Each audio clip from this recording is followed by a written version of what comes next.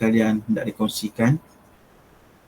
Okay, yang pertama kita nak tengok pada surah Yusuf apabila kita membandingkan terjemahan. Bila kita bandingkan terjemahan, kita akan tengok yang pertama adalah adakah terjemahan tersebut sampai maksud seperti mana yang dikehendaki oleh teks sumber. Seperti mana saya katakan pada yang lepas, terjemahan Al-Quran tidak boleh dijadikan dalam bentuk harfian. Terjemahan Al-Quran dia tak boleh harfian, dia mesti dalam bentuk paling kurang semantik. Paling kurang semantik. Jadi kita tengoklah tafsir yang ada pada anda. Adakah terjemahan tersebut harfian secara satu kata demi satu kata, ataupun semantik, ataupun ada yang buat transisi dan sebagainya. Saya rasa Al-Quran mungkin tak ada transisi, kemungkinan pergi pada semantik ataupun formal sahaja. Cuma kita akan tengok baliklah, kita tengok pada surah Yusuf macam mana dia terjemahkan. Kita mula daripada ayat pertama sehingga ayat ke berapa-berapa. Seterusnya kita mula satu ayat demi satu ayat, bandingkan antara terjemahan A dan terjemahan B. Boleh?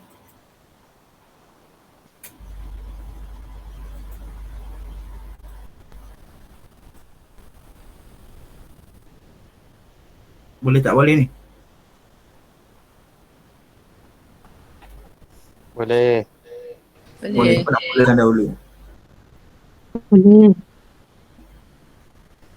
Okay. Kalau boleh kita mulakan daripada Nazifah.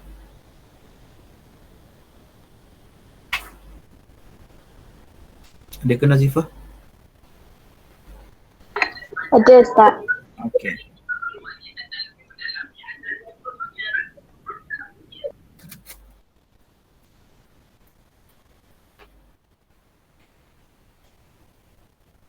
Okey. Tengok pada tafsir mana dan bandingkan dengan tafsir yang mana.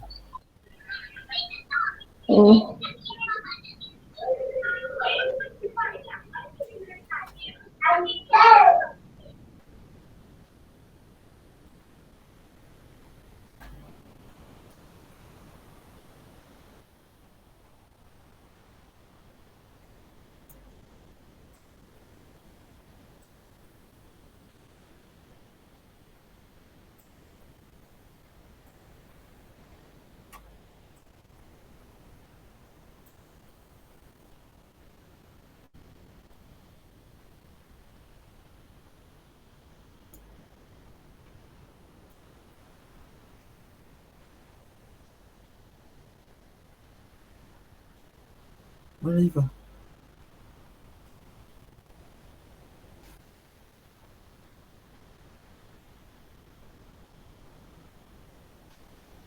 Ada tak dia ni?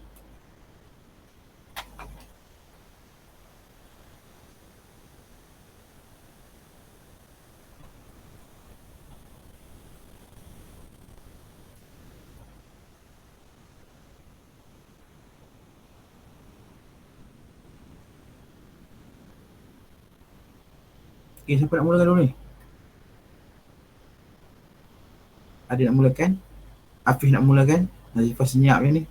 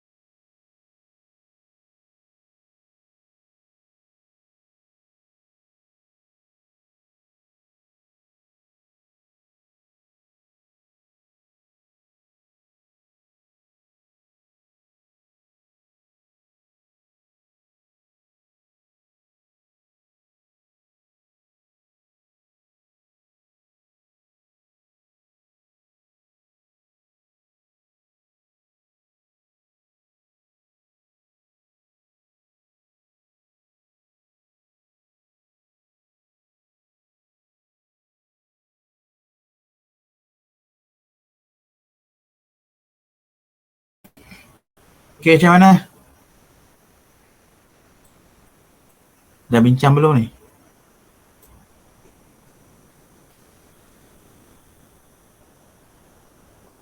Kita tunggu.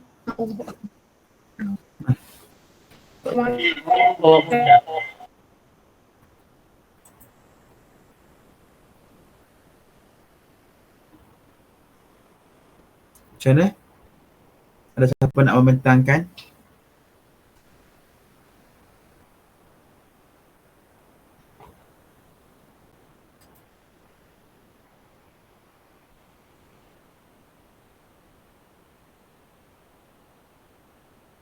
Tu tak ada bertafsir.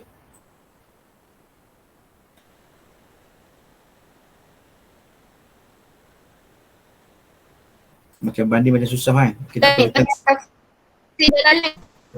Macam mana ni?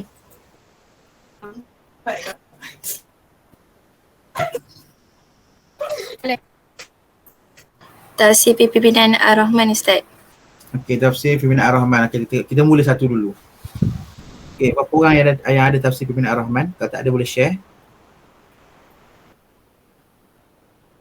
Boleh screenkan dulu supaya dapat dilihat.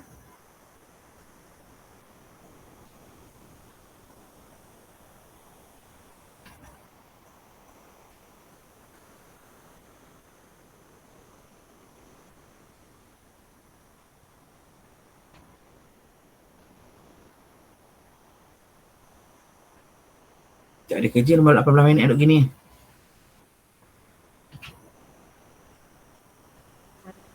Saya nak kami present yang pimpinan Ar-Rahman tu ke? Guna Pimpinan Ar-Rahman dulu tak apa. Nak banding mungkin rasa macam berat sangat. Sebelum banding ni peringkat dia lebih tinggi, tak apa. Saya rasa saya kena turunkan level supaya anda dapat membandingkan yang asal dengan yang terjemahan dahulu. Okey, tengok yang terjemahan. Kalau boleh datang ke yang terjemahan dan juga datangkan juga yang teks asal ataupun daripada Al-Quran tu, kita cuba tengok bandingkan.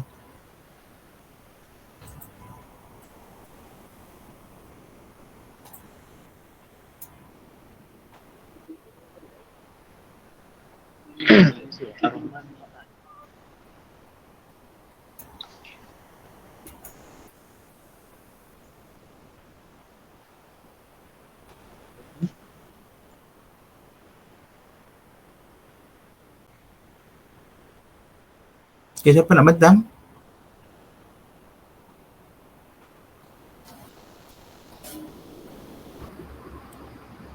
Sekejap Ustaz. Setting sekejap. Okay.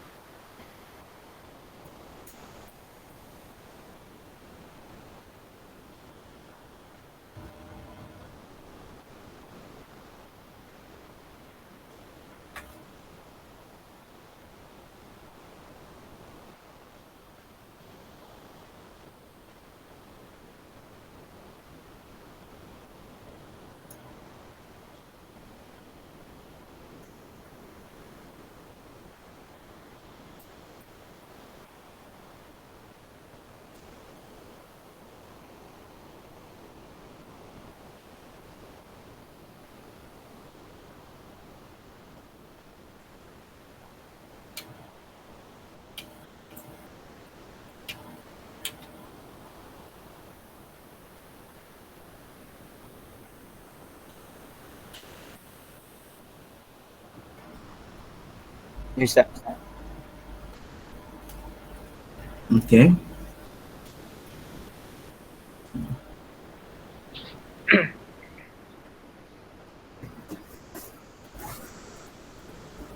Okey, boleh besarkan.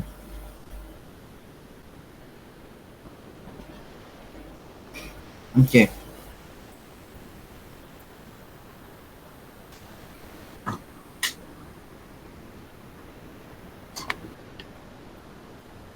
Boleh terangkan apa yang ditulis dalam ayat Quran dan apa yang diterjemahkan?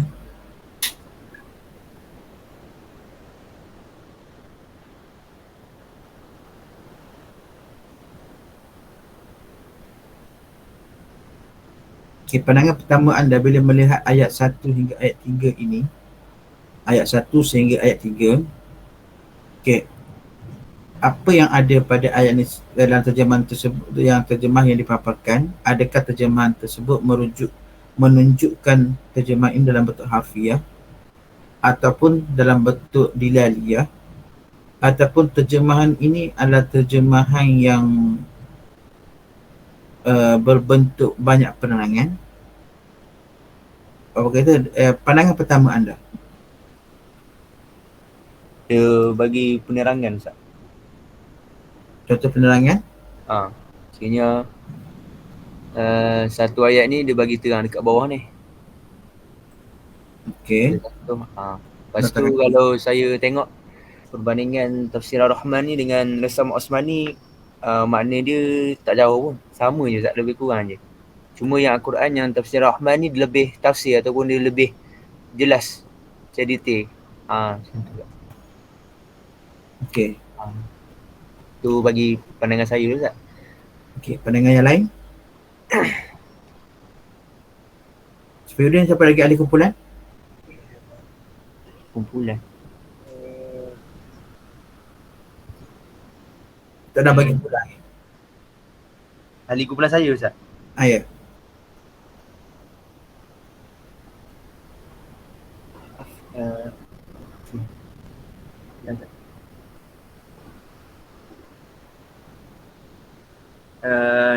Nazmi Nazmi keluar. Haris dan Haris Izzat Hafiz. Haris Izzat Hafiz. Izzat ada? Ada Ustaz. Okey Izzat, pandangan anda pula? Pandangan saya. Lebih kurang juga Ustaz. Dia tak sama lah. Macam lebih kurang sama jugalah. Kita perlu tengok yang pertama.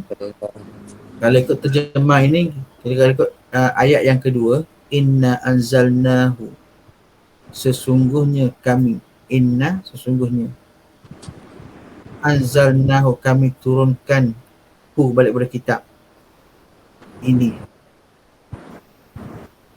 sebagai Quran yang dibaca dengan bahasa Arab.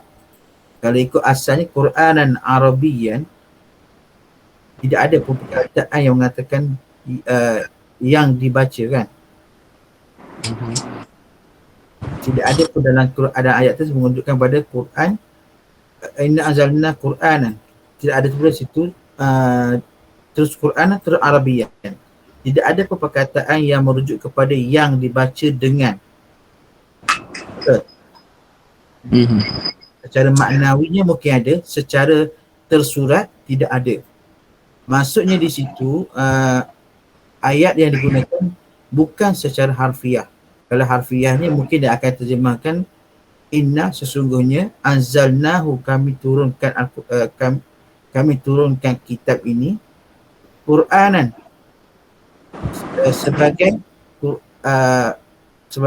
sebagai Quran, hal keadaannya Arab, bahasa Arab. Dia akan jadi macam tu. Tapi dalam tafsir yang dilakukan, dia menjelaskan lagi dengan penambahan, dia panggil ada sisipan. Dia menyisipkan benda yang tidak dapat dijelaskan dalam Al-Quran, ditambah supaya lebih jelas. Inilah fungsi dinamakan fungsi penambahan. penambahan dalam bentuk ayat, tapi bukan dalam bentuk penambahan yang dikatakan sebagai penerangan, tapi ini namakan sisipan. Dia cuba benda yang kurang jelas di-elaboratekan, tapi dia tak dalam kurungan. Kalau dah tak kurungan, kita kena al-bayanat, kita akan namakan sebagai penerangan. Mana di sini ayat 2 ni saja kita boleh lihat terjemahan yang dilakukan adalah dalam bentuk dilalah, dalam bentuk semantik, bukan dalam bentuk harfian. Boleh beza tak?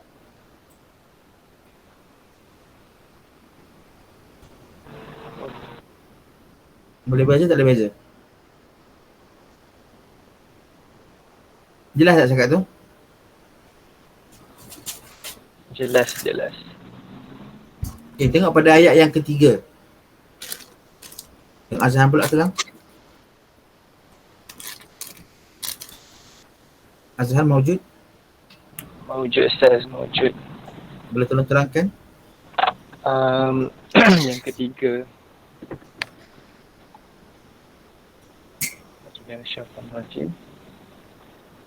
نحن نقص عليك أحسن القصص بما أوحينا إليك هذا القرآن وإن كنت من قبله لمن الغافلين. Ni kat sini Rahman dia menterjemahkan kepada kami ceritakan kepadamu, nahnu naqussu alaika kepadamu wahai Muhammad, yang diterangkan seindah ahsanal qasasi, seindah-indah cerita. Kemudian ada nota kaki yang tadi ke-79, maknanya lebih menerangkan, lebih detail. Asasi bima auhayna, dengan jalan kami,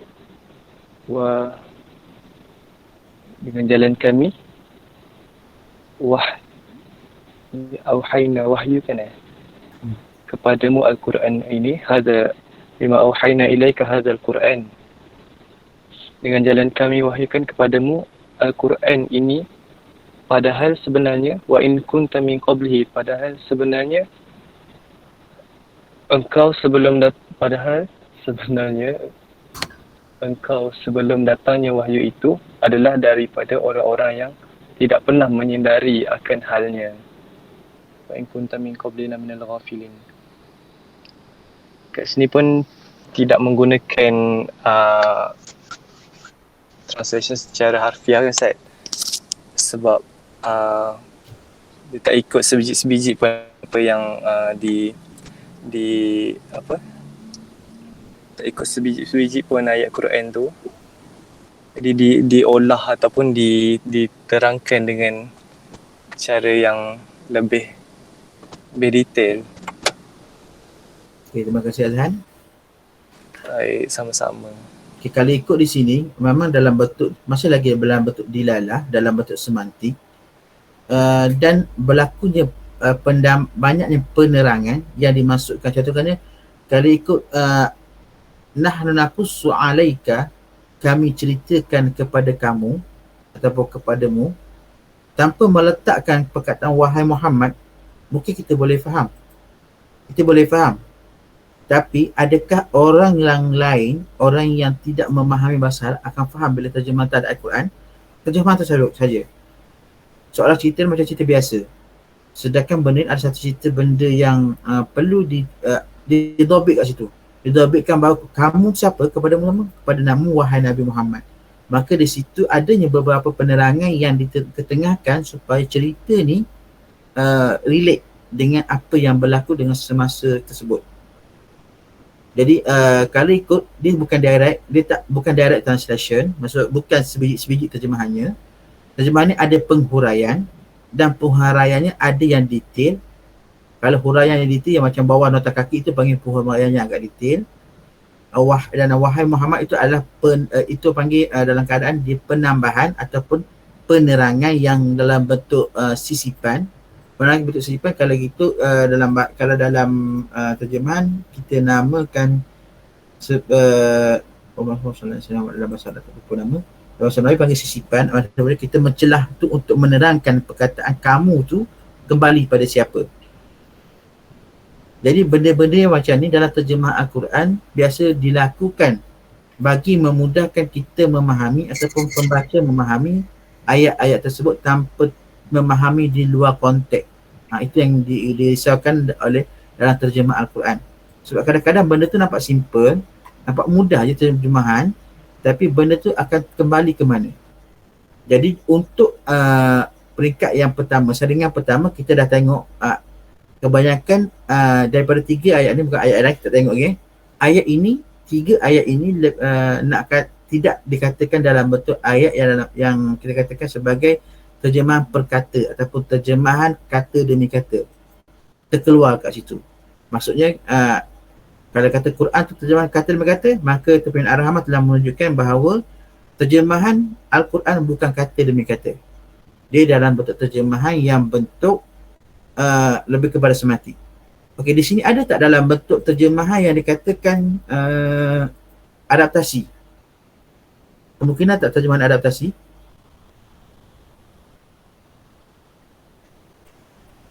Ada mungkin tak? Bagaimana?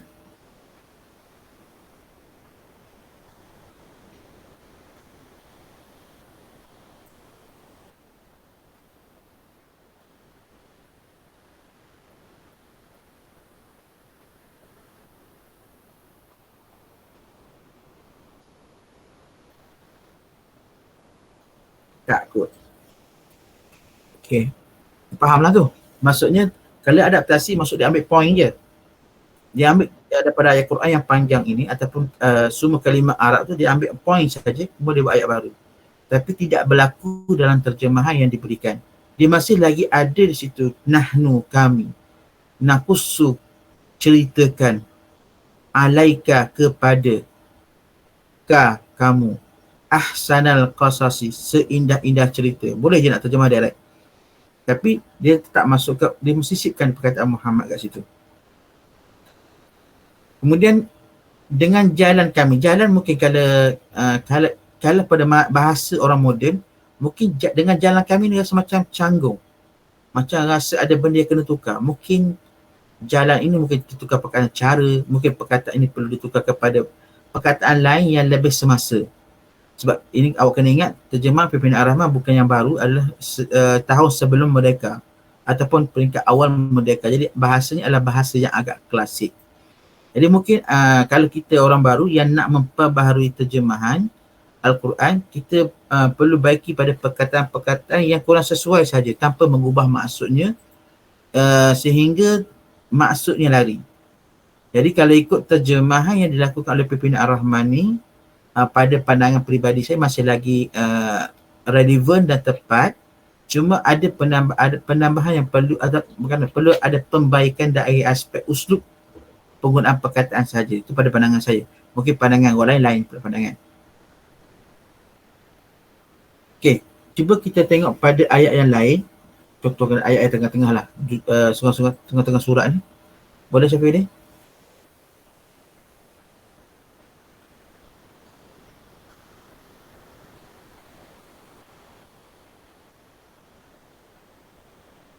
Sebab kita hanya nak tengok overall, kita tak ambil satu ayat, kita nak ambil nak ambil kefahaman sahaja. Kita ambil sekejap ayat ni, ayat depan, ayat tengah, kita ambil macam tu je. Kalau nak ambil satu persatu, rasanya dengan masa 1 jam ini, boleh selesai tak?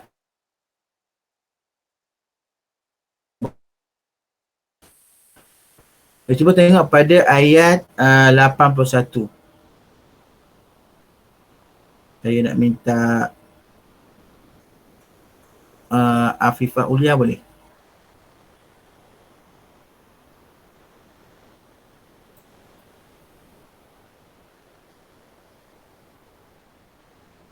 Ada tak Afifah?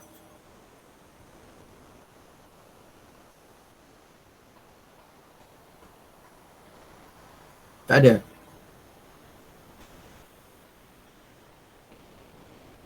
Ada Ustaz. Okey, kalau tak ada nak potong dah kehadiran ni. Ustaz. Ya. Ada. Okey, boleh tolong terangkan pada ayat 81 apakah ciri-ciri terjemahan yang berlaku di sini? Dilalah kot Ustaz. Kenapa dilalah? Um,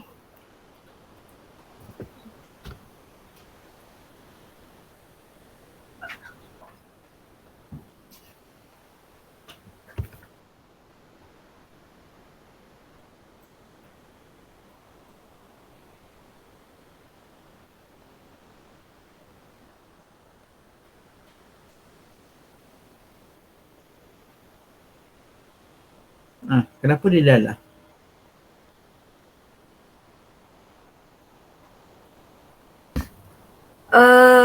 saya rasa dilalah ni sebab tafsir dia ni bukan lebih kepada harfiah. Dia buat dia gunakan bahasa yang semua Ustaz, Ya. Buktinya Ustaz bukan dengar harfiah. Ustaz? Ya, saya mendengar. Sebab aduh, saya takut Ustaz lecture. Sebab dia tak gunakan terjemahan yang harfiah. Dia gunakan dia terjemah tu kepada bahasa yang umum, macam semua orang boleh faham. Okey, apa bukti? Dengan Apa bukti dilaliahnya? Dia mesti ada bukti tanda-tanda.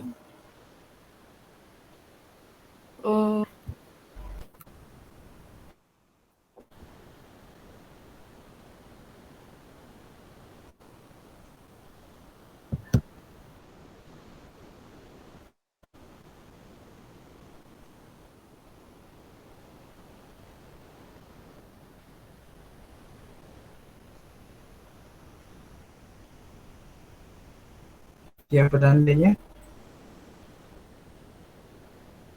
kalau kata petanda orang yang telah mati, petanda ni tidak bernafas. Kalau masih bernafas belum mati. Ada tanda. Awak kata ini ada dilalah, tanda dia mengatakan dilalah.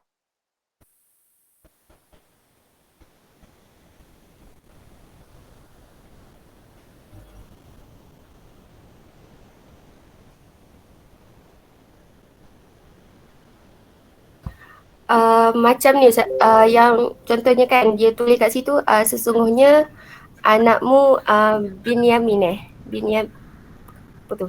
So dekat situ dia tulis perkataan Binyamin tu. So kalau dia just tulis anakmu saja tu orang tak tahu anak siapa kan. Gitu Ustaz. Anak siapa? Betul ke Ustaz? Anak yang mana? Bunyamin tu. Bunyamin tu anak siapa? Anak Nabi Yaakob. Betul. Kalau kata anak Nabi Yaakob ramai kan? So dia Maksud dia khususkan kepada Bunyamin tu. Okey, itu jawapan saya nak. Okey, maksudnya kalau betul-betul harfiah, kalau betul-betul harfiah dia tidak akan sebutlah dia akan tahdidlah anakmu yang mana satu. Okey, jadi di sini wahai bapa kami, sesungguhnya anakmu Binyamin telah mencuri.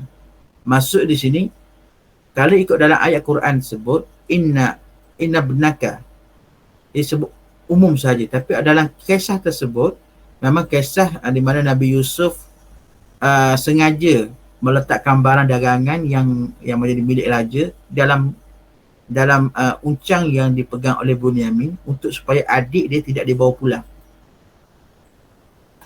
Jadi untuk menyebabkan adik tidak dibawa pulang, maka dia seolah Bunyamin ditangkap sebagai pencuri. Dengan cara itu saja dia boleh dekat dengan adik dia. Jadi dalam kisah ini anakmu itu yang dituduh mencuri adalah Bunyamin. Maka di sini tafsiran yang dibuat ataupun penafsiran yang dibuat oleh penulis, oleh penterjemah, dia mentahdidkan ataupun menzahirkan siapakah anakmu tersebut. Maka di sini adanya menunjuk kepada dilalah, menunjuk kepada dalil, merujuk kepada semua-semua yang lain, maka diterjemahkan, dimasukkan unsur tahdid kat situ ataupun takhsis kat situ. Maksudnya dalam terjemahan kita boleh juga masukkan takhsis untuk menerangkan itu juga termasuk dalam benda yang boleh menjadikan satu terjemahan itu dilalah. dia banyak benda yang boleh jadikan terjemahan tu dilalah. Selagi mana masih lagi dalam struktur ayat yang sama, maksudnya di awalnya dimulakan dengan irji'u, kembalilah, di akhirnya masih lagi ditutup dengan lil ghaibil hafizin. Maksud masih lagi ayat diterjemahkan ayat demi ayat, maka dia masih lagi dalam bentuk struktur yang sama. Kita pernah belajar sebelum ni bahawa bila satu terjemahan yang mana kita merubah sesuatu terjemahan dengan minimize sekadar untuk memahamkan pembaca terjemahan tersebut tanpa mengubah struktur asalnya sehingga menjadi tak sama terus, maka terjemahan itu masih lagi dikata terjemahan yang terikat dengan teks sumber. Maka terjemahan ini masih lagi terikat dengan teks sumber. Cuma levelnya level mana? Level harfiah, dilaliyah ataupun level yang macam mana. Jadi kalau terjemahan ini masih lagi terjemahan mubasyarah, masih lagi terjemahan langsung. Tapi dia bukan langsung yang sampai 100% sama ataupun 95% sama. Dia dah peringkat yang mungkin sekitar dalam 70% ataupun 75% saja sama. Sebab adanya penambahan yang perlu ditambah kerana keperluan pembaca untuk faham. Cuba bayangkan kalau mungkin dalam tafsir yang lain, mungkin tidak akan, siapa ada tafsir yang lain? Mungkin ada tafsir yang lain dengan ayat yang sama, mungkin tidak ada perkataan Bunyamin di situ dalam terjemahan yang dihasilkan. Betul Ustaz. Okay. Dalam tafsir mana yang tidak disebutkan? Ayat tu ke Ustaz? Mana? Ayat 81. Dia macam apa tu? Kembalilah kepada ayahmu dan katakanlah, wahai ayah kami, sesungguhnya anakmu telah mencuri dan kami hanya menyaksikan apa yang kami ketahui dan kami tidak mengetahui apa di sebaliknya. Okay, boleh nampak tak perbezaan? Apa di sebalik itu? Okay. Boleh nampak tak perbezaan cara susunan ayat antara yang apa yang ahli baca dengan yang ada depan mata? Okay, sebab tu saya minta kalau boleh datangkan 2 terjemahan ataupun 3 terjemahan. Barulah kita boleh bandingkan, oh ini macam ni cara dia, ini macam ni. Ini apa kurang, ini apa lebih. So daripada situ kita dapat, kita akan dapat knowledge, kita akan dapat ilmu. Oh terjemahan boleh buat macam ni, boleh buat macam ni. Tak salah. Kedua, tapi kita akan banding pula mana yang lebih tepat. Mana yang lebih hampir dengan teks asal. Mana yang agak jauh. Kalau jauh sikit apa, jangan melencong. Ada tak terjemah yang melencong terus daripada ayat Quran? Itu yang kita kena hati-hati bila kita buat terjemahan Al-Quran, sebab dia akan sentiasa dikaitkan dengan klasifikasi teks kudus. Mana teks kudus bila teks yang sensitif. Silap terjemah akan dapat dosa. Silap terjemah dia akan boleh berlakunya keganasan, dan silap terjemah mungkin akan berlakunya peperangan. Jadi benda-benda jangan bermain dengan teks kudus, tapi jangan takut pula nak terjemah. Kadang-kadang kita terpaksa beri nafas baru pada terjemahan yang sedia ada. Jadi sebab tu untuk meletakkan pimpinan Ar-Rahman sebagai satu terjemahan yang menjadi apa dia menjadi asas kepada terjemahan-terjemahan yang berlaku di Malaysia bukan mudah. Sebab dia bukan, walaupun kata Abdullah Basmih yang menterjemah, tapi di samping Abdullah Basmih ada ramai lagi ulama yang membantu menilai, mengkritik dan membetulkan sekiranya apa yang kurang. Jadi benda ni walaupun nampak macam Syekh Abdullah Basmih seorang je buat, tapi sebenarnya ada ulama-ulama lain yang membantu dan memperelokkan bahasa, memperelokkan cerita dan memperelokkan juga daripada aspek madmum, makna dia. Jadi saya tak tahu, mungkin akan ada yang berminat untuk buat terjemahan Al-Quran ataupun nak proses balik Al-Quran yang terjemahan lama, nak beri nafas baru dalam bentuk yang baru ataupun dalam bentuk ayat yang lebih mudah, ayat yang lebih yang lebih masuk dengan hati masing-masing, mungkin boleh buat. Cuma untuk surah Yusuf ini untuk minggu ni dan minggu depan 2 minggu, cuba tengok balik, bandingkan dengan ayat-ayat dan dengan tafsiran yang lain. Kalau banding dengan tafsir lain, cuba lihat daripada aspek yang sama. Maksud adakah tafsiran itu masih lagi dalam bentuk dilalah, ataupun ada juga terjemahan yang dia tak buat dilalah, dia dah jadi macam transposisi. Transposisi dia dah ubah kedudukan, yang awal di depan, yang belakang cerita dah ubah sikit. Ada tak macam tu? Ataupun adanya modulasi, maksudnya cerita tu dipusing. Mungkin kalau dalam ayat Quran mengatakan wahai bapa kami, mungkin dah ditukar jadi kami berkata kepada bapa, mungkinan. Ada tak macam tu? Cuba balik, tengok balik antara terjemahan A dan terjemahan B, kalau boleh sampai C, cuba bandingkan dengan 3 terjemahan ataupun 2 terjemahan, antara terjemahan Pimpinan Ar-Rahman dan terjemahan yang lain, mana lebih baik? Jadi untuk mengatakan A lebih, Pimpinan Ar-Rahman lebih baik ataupun B lebih baik, awak kena datangkan bukti. Kat mana, kenapa dia kata lebih baik, kenapa yang ni apa kurang, yang ni apa lebih. Hari ni kita sekadar praktis, sekadar nak tengok pada boleh faham tak apa benda yang saya maksudkan, siapa yang saya nak, sebelum awak demonstrasikan dalam kelas selepas ini. Boleh? Ada soalan setakat ni?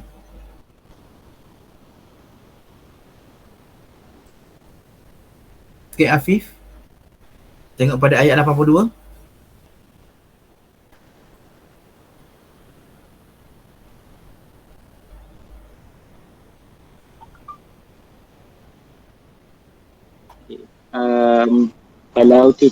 Kalau tengok dia kepada ayat 82 terjemahan Abdullah Basmih ataupun tafsir Pimpinan Ar-Rahman, dan bertanyalah kepada penduduk negeri dalam kurungan atau bracket Mesir, tempat kami tinggal ataupun berdagang, dan kepada orang-orang kafirlah yang kami balik bersamanya, sesungguhnya kami adalah orang-orang yang benar.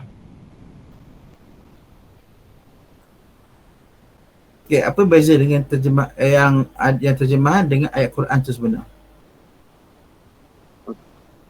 Ayat Al-Quran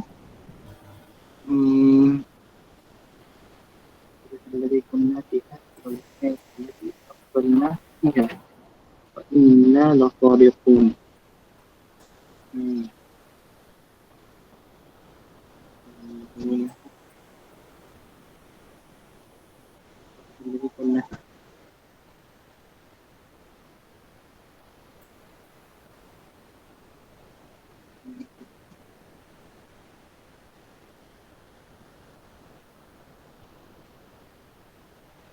Terjemahan ni translation Gramatika. Betul tak? Gramatika? Okay. Gramatika translation. Apa? Gramatika translation.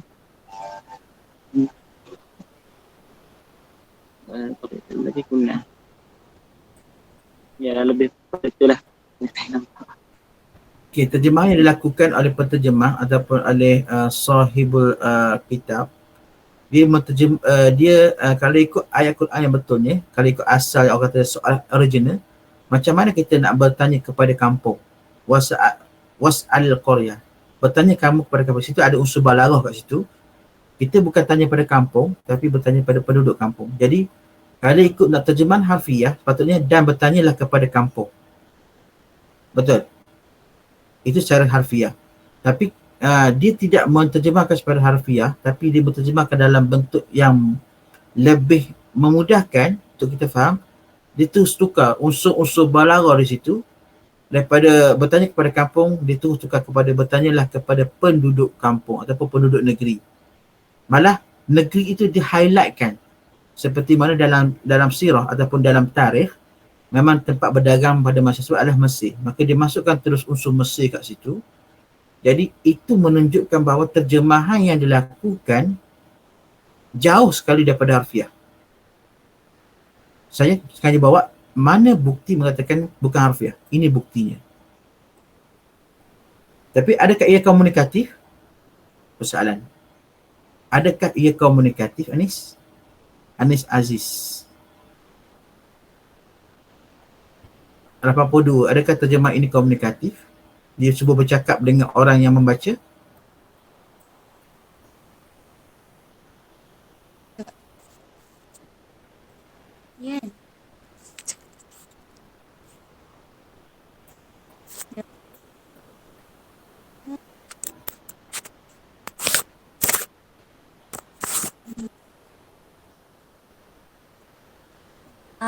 Ya kot Ustaz. Ya kot. Macam tak yakin je. Ya. Komunikatif ke? Ingat balik betul. jalur komunikatif berada di sebelah kanan, iaitu lebih kepada terjemahan tidak langsung. Dilaliyah berada di sebelah kiri, terjemahan langsung. Adakah terjemahan yang diberikan ini adalah komunikatif atau jauh daripada komunikatif atau macam mana?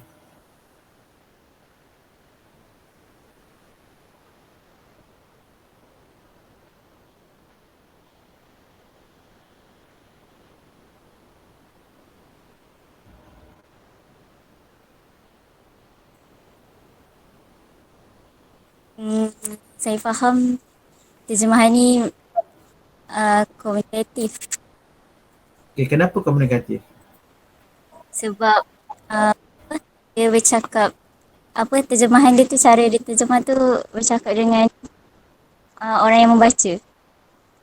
Okay, komunikatif daripada aspek bercakap dengan orang baca. Daripada aspek terjemahan, adakah terjemahan komunikatif?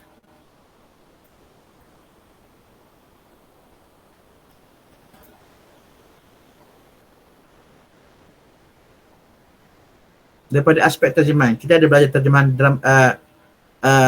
terjemahan semantik, kita ada belajar terjemahan komunikatif, kita ada belajar terjemahan pragmatik, kita ada belajar terjemahan dalam bentuk dinamik. Adakah terjemahan ini juga dinamakan komunikatif? Itu persoalannya.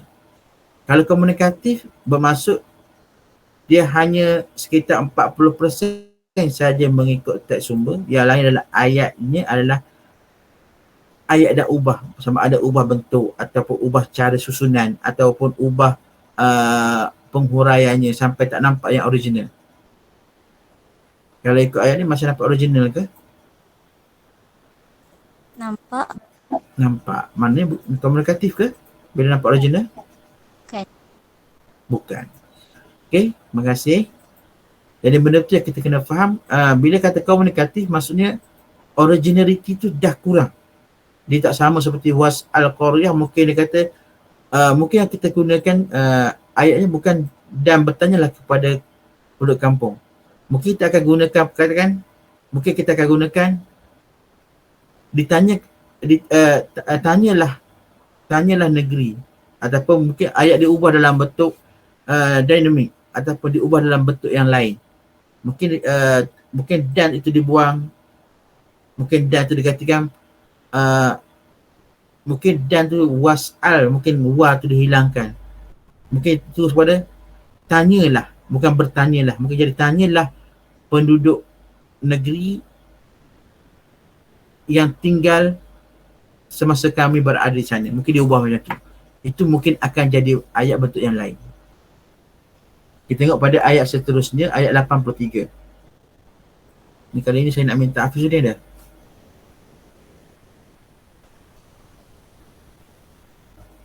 Dah tak? Okey, Hafizuddin. Apa cerita ni? Ayat 83 tak? Ayat 83, apa cerita? Okey. Oh, daripada sewat lagi. Sekali lebih kepada teori terjemahan dia ke tak? Maksud tak? Datang ke terjemahan berprosedur je. Teori yang pertama ni yang saya nampaknya dia letakkan dalam kurungan kan. Sebab dia dimulakan dengan terjemah bayaniah, penerangan. Penerangan. Sebab dia start dengan terjemah tu berkaitan dengan dia tu qalabal sawwal umrah. Dekat situ baru dia mula terjemah pada ayat Al-Quran tu. Jadi yang pertama tu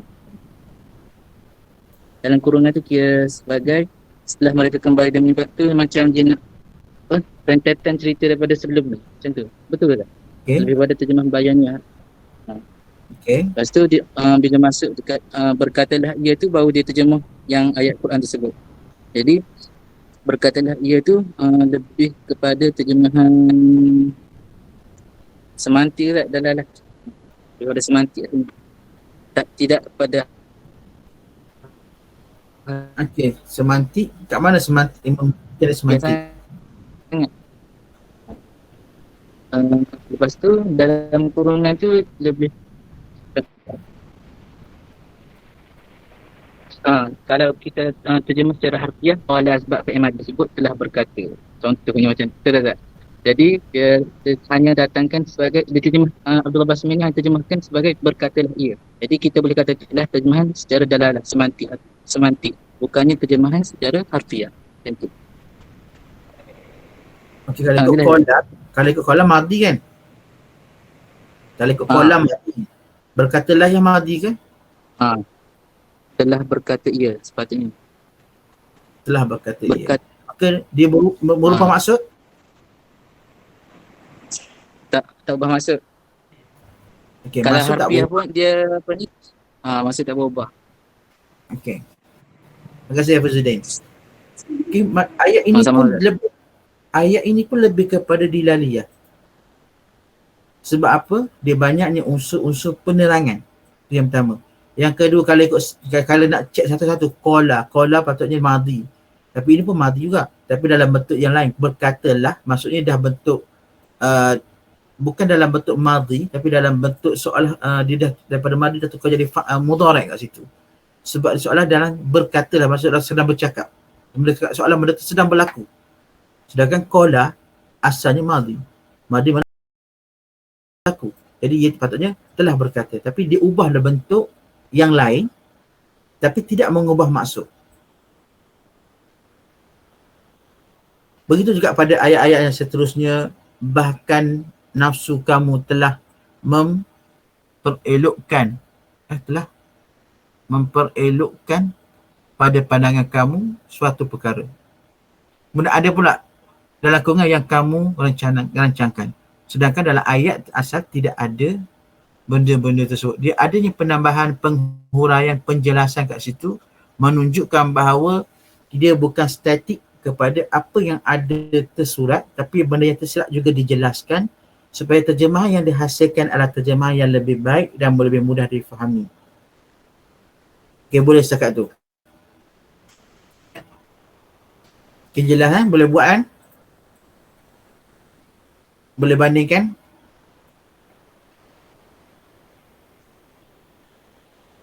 Boleh, insyaAllah Ustaz. Okay. Tak apa, insyaAllah saya yakin anda semua boleh buat. Kita akan tengok pada kelas minggu depan macam mana anda membentangkan dan menerangkan setiap item yang berlaku dalam terjemahan. Sama ada, kalau dia harfiah, kat mana harfiah dia. Kalau dia laliyah, kat mana dia laliyah. Kalau berlaku yang transposisi, di mana transposisi itu berlaku. Kalau ada cakap ajuk kepada cakap pindah, di mana cakap ajuk jadi cakap pindah. Okey. Kalau ikut dalam Al-Quran tidak ada postopi ataupun pembuka kata, tapi dalam terjemahan yang diberikan ada pembuka kata, itu telah merubah bentuk juga.